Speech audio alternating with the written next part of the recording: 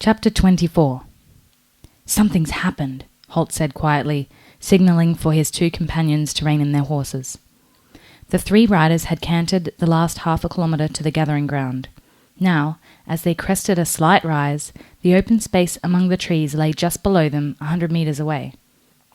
Small one-man tents stretched in ordered ranks, and the smoke of cooking fires scented the air.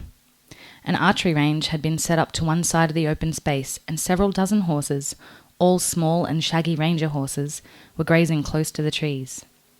Even from where they sat on their horses, they could make out an air of urgency and activity throughout the camp. In the centre of the tent lines was a larger pavilion, easily 4 metres by 4 metres, and with enough headroom for a tall man to stand. The sides were currently rolled up, and Will could see a group of green and grey clad men standing round a table, apparently deep in conversation. As they watched, one of the group detached himself, running to a horse waiting just outside the entrance. He mounted and spun the horse on its back legs, setting out through the camp at a gallop, heading for the narrow track through the trees at the far side. He had barely disappeared into the deep shadows under the trees when another rider appeared from the opposite direction, galloping through the lines and reining in outside the large tent. His horse had barely stopped before he swung down and headed in to join the group inside. "What is it?" Will asked. Frowning, he realized that several of the small tents were being struck and rolled up by their owners. "I'm not sure," Holt replied. He gestured to the tent lines. "See if you can find us a decent campsite. I'll see what's going on." He urged Abelard forward, then turned and called back, "Don't pitch the tents yet. From the looks of things, we may not be needing them." Then Abelard's hooves were drumming on the turf as he galloped towards the centre of the camp. Will and Gillen found a campsite under a large tree, reasonably close to the central gathering area. Then, uncertain as to what they should do next, they sat on a log, waiting for Holt's return. As a senior ranger in the Corps, Holt had access to the larger pavilion, which Gillen explained was the command tent. The Corps commandant, a ranger named Crowley, would meet with his staff there each day to organise activities and to collate and evaluate the reports and information that individual rangers brought to the gathering. Most of the tents near the two younger rangers were unoccupied, but there was a thin, gangly ranger outside one, pacing impatiently back and forth, looking every bit as confused as Gillen and Will. Seeing them on the log, he moved over to join them. "Any news?" he said immediately, and his face fell when Gillen answered. "We were just about to ask you the same question." He held out his hand in greeting. "It's Merrin, isn't it?" he said, and they shook hands. "That's right, and you're Gillen, if I remember correctly." Gillen introduced Will, and the newcomer, who appeared to be in his early 30s, looked at him speculatively. "So, you're Holt's new apprentice," he said. "We wondered what you'd be like. I was going to be one of your assessors, you know." "Going to be?" Gillen asked quickly, and Merrin looked at him. "Yes.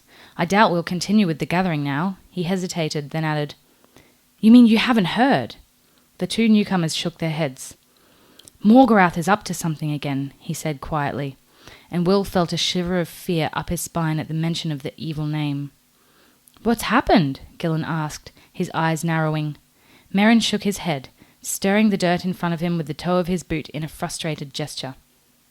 "There's no clear news so far, only garbled reports. But it looks as if a force of Wargals broke out of the 3-step pass some days ago. They overran the sentries there and headed north." "Was Morgorath with them?" Gillen asked. Will remained wide-eyed and silent. He couldn't bring himself to ask any questions, couldn't bring himself to actually mention Morgorath's name. Merrin shrugged in reply. "We don't know. Don't think so at this stage, but Crowley has been sending scouts out for the past 2 days. Could be it's just a raid. But if it's more than that, it could mean the start of another war. If so, it's a bad time to lose Lord Loriac." Gillen looked up, concern in his voice. "Loriac is dead?" he asked, and Merrin nodded. "A stroke, apparently, or his heart. He was found dead a few days ago, with not a mark on him, staring straight ahead, stone-cold dead." "But he was in his prime," Gillen said. "I saw him only a month ago, and he was as healthy as a bull." Merrin shrugged. He had no explanation. He only knew the facts of the matter. "I suppose it can happen to anyone," he said. "You just never know." "Who's Lord Loriac?" Will asked Gillen quietly.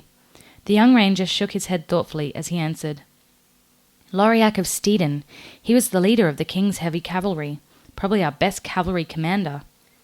As Meryn said, if there's war, he'll be sorely missed. A cold hand of fear closed around Will's heart. All his life people had spoken in whispers of Morgorath, if they had spoken of him at all. The great enemy had assumed the proportions almost of a myth, a legend from the old dark days. Now the myth was becoming a reality once more, a confronting, terrifying reality. He looked at Gillen for reassurance, but the young ranger's handsome face showed nothing but doubt and concern for the future. It was almost an hour before Holt rejoined them. As it was after midday, Will and Gillen had prepared a meal of bread, cold meat, and dried fruit. The grey-haired ranger slid down from Abelard's saddle and accepted a plate from Will, eating the food in quick bites. "The gathering's over," he said shortly, between mouthfuls. Seeing the senior ranger's arrival, Meryn had drifted back to join their group. He and Holt greeted each other briefly, then Meryn posed the question that was on all of their minds. "Is it war?" he asked anxiously, and Holt shook his head. "We don't know for certain. Latest reports show that Morgorath is still in the mountains." "Then why did the Wargles break out?" Will asked. Everyone knew that the Wargles only did the will of Morgorath. They would never have performed such a radical act without his direction. Holt's face was grim as he answered. "They're only a small party, perhaps 50 of them. They were intended to act as a diversion. While our guards were busy chasing the Wargles, Crowley thinks that the 2 Kalkara slipped out of the mountains and are holed up somewhere on the solitary plain." Gillen gave a low whistle. Meryn actually took a step back in surprise. Both the younger rangers' faces showed their utter horror at the news. Will had no idea what the Kalkara might be, but judging from Holt's expression and the reactions of Gillen and Meryn, they were obviously not good news. "You mean they still exist?" Meryn said. "I thought they died out years ago." "Oh, they exist all right," Holt said. "There are only 2 of them left, but that's enough to worry about." There was a long silence between them. Finally, hesitantly, Will had to ask, "What are they?" Holt shook his head sadly. It was not a subject that he wanted to discuss with someone as young as Will. But, knowing what lay ahead of them, he had no choice. The boy had to know. When Morgorath was planning his rebellion, he wanted more than an ordinary army. He knew that if he could terrify his enemies, his task would be far easier. So, over the years, he made several expeditions into the mountains of Rain and Night, searching. "Searching for what?" Will asked, although he had the uncomfortable feeling that he knew what the answer would be. "For allies he could use against the kingdom. The mountains are an ancient, undisturbed part of the world. They've remained unchanged for centuries, and there were rumours that strange beasts and ancient monsters still lived there. The rumours turned out to be all too true." "Like the Wargles," Will put in, and Holt nodded. "Yes, like the Wargles. And he very quickly enslaved them and bent them to his will," he said with a touch of bitterness in his voice. "But then he found the Kalkara. And they're worse than Wargles. Much, much worse." Will said nothing. The thought of beasts that were worse than Wargles was a disturbing one, to say the least. "There were 3 of them, but one was killed about 8 years ago, so we know a little more about them. Think of a creature somewhere between an ape and a bear that walks upright, and you'll have an idea of what a Kalkara looks like." "So does Morgorath control them with his mind, like the Wargles?" Will asked, and Holt shook his head. "No, they're more intelligent than Wargles, but they are totally obsessed with silver. They worship it and hoard it, and Morgorath apparently gives it to them in large amounts so they'll do his bidding. And they do it well. They can be incredibly cunning while they stalk their prey." "Prey?" Will asked. "What sort of prey?" Holt and Gillen exchanged a glance, and Will could see that his mentor was reluctant to talk about the subject.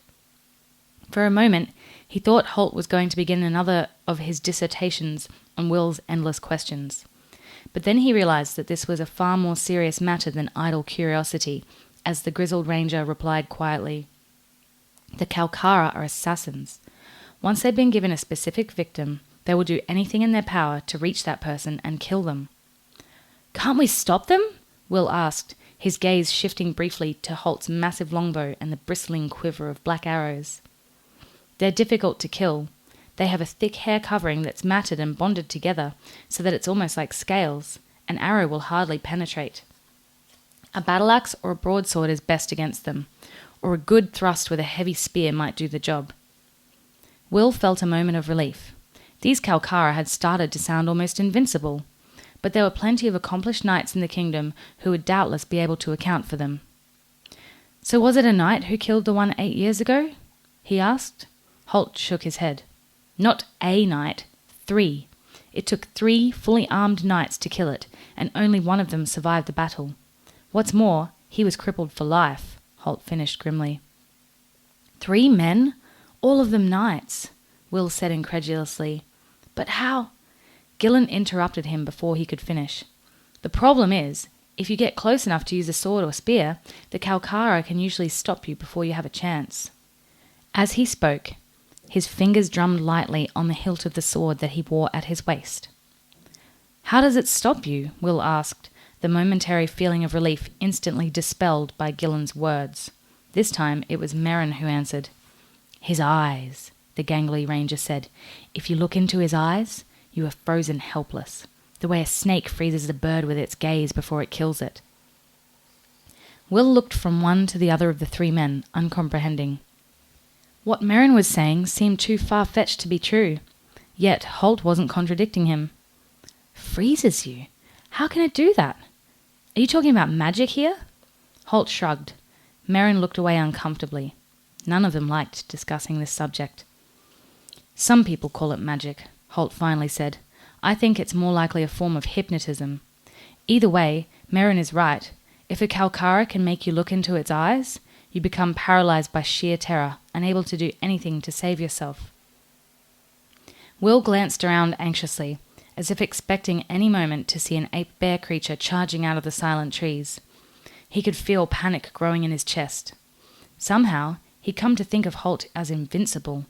Yet here he was, seeming to admit that there was no defense against these vile monsters. "Isn't there anything you can do?" he asked in a hopeless voice. Holt shrugged. "Legend has it they are particularly vulnerable to fire. Problem is, as before, getting close enough to do any damage. Carrying a naked flame makes it difficult to stalk a Kalkara. They tend to hunt at night, and they can see you coming."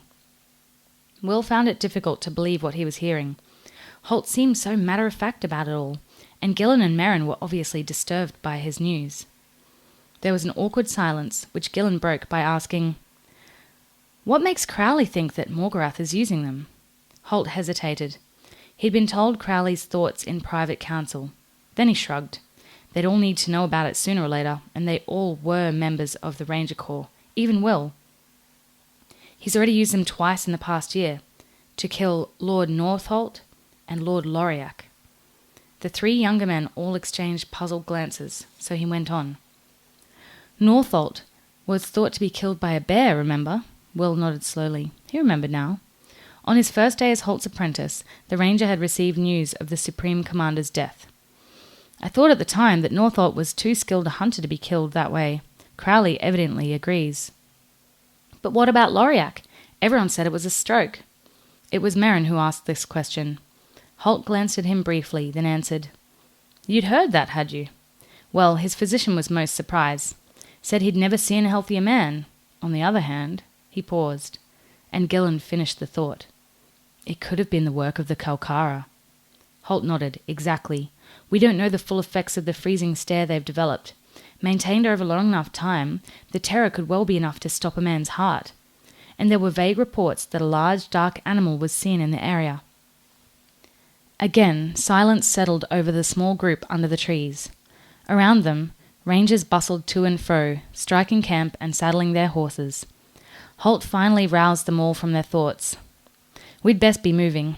Merrin, you'll need to return to your fief. Crowley wants the army alerted and mobilized. Orders will be distributed in a few minutes." Merrin nodded and turned away from his campsite. He paused and turned back. Something in Holt's voice, the way he had said, "You'll need to return to your fief," had made him think. "What about you 3?" he said. "Where are you going?"